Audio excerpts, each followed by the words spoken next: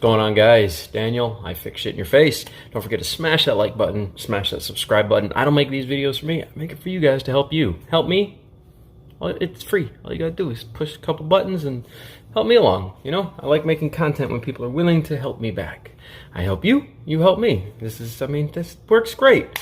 So let's talk about this for a sec. I picked this bike up for a fairly good price. I think I paid more than I wanted to for it, but it's such a mythical beast of a unicorn, and there's just not many of them on the road anymore.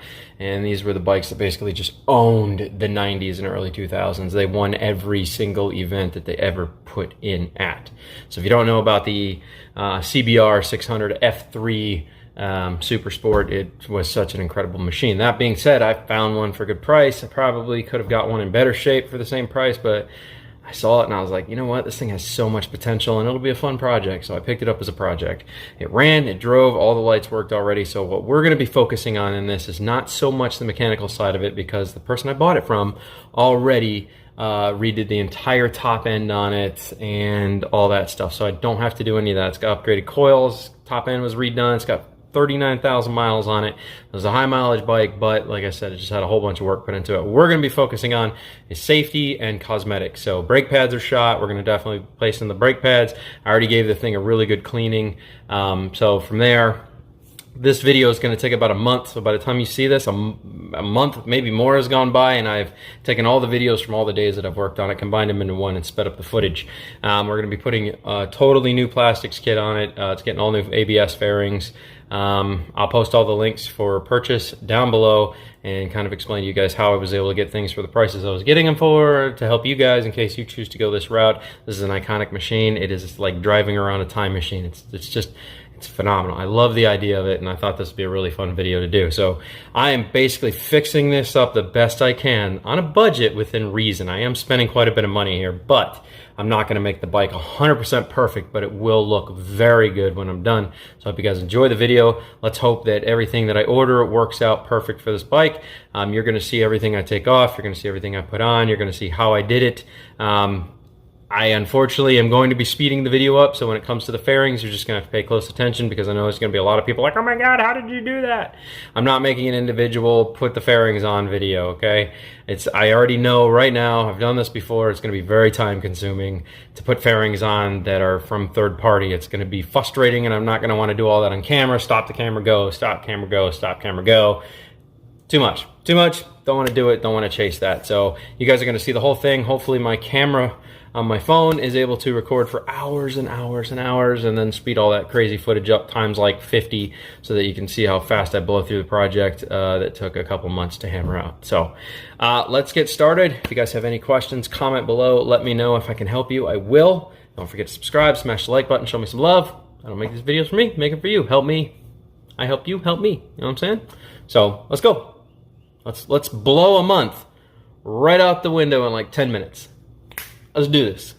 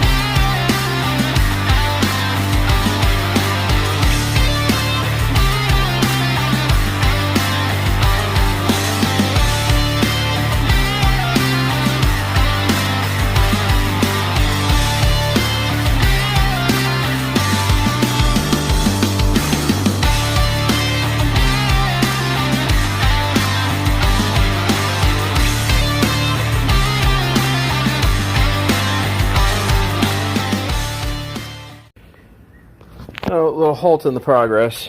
I decided to strip it down today because the stator wasn't charging. It was running off strictly just the battery's power. So when I got down to the voltage regulator, I realized there's a very corroded wire that I think has disconnected from right there.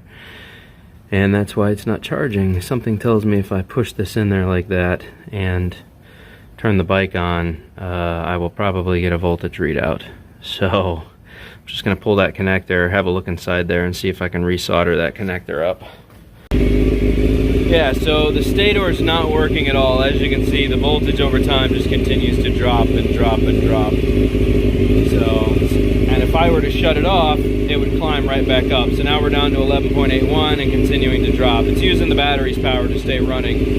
The stator might be working a little bit, but not enough to keep going.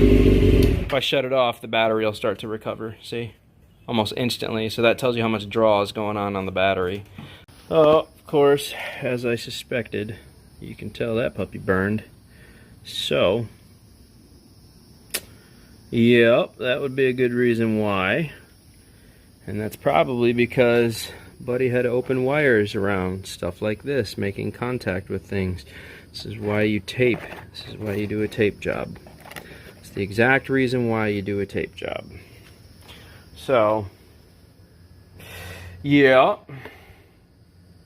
I had half expected that. There's more open wires up here, exposed and open wires here, as you can see. So these have just been bumping around, making contact with things right here.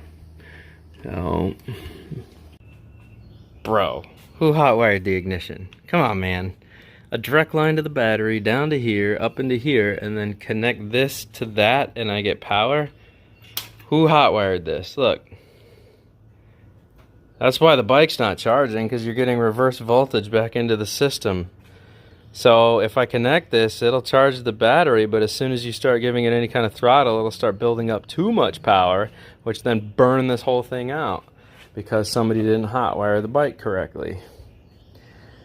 I need to know, man, was this you or was this somebody else? Did you buy the bike this way? Because this is insanity, bro. This is crazy what they've done up here. I now have to go through the entire wiring scheme of this bike to figure out how to reverse what they've done to do it correctly, because they just ordered the wrong ignition and just did things. This is nuts, bro.